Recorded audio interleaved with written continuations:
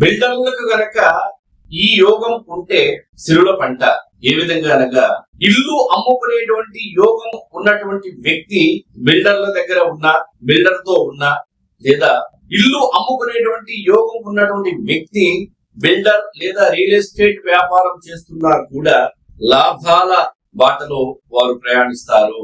ఎలా అనగా, జన్మ జాతకంలో చతుర్థాధిపతి స్వక్షేత్రంలో లేదా ఉచ్చస్థానంలో లేదా పాపగ్రహాలతో గనక ఉన్నట్లయితే తన ఇంటిని తాను అమ్ముకోవటానికి అతని జాతకం ప్రకారం ప్రభావం ఉంటుంది.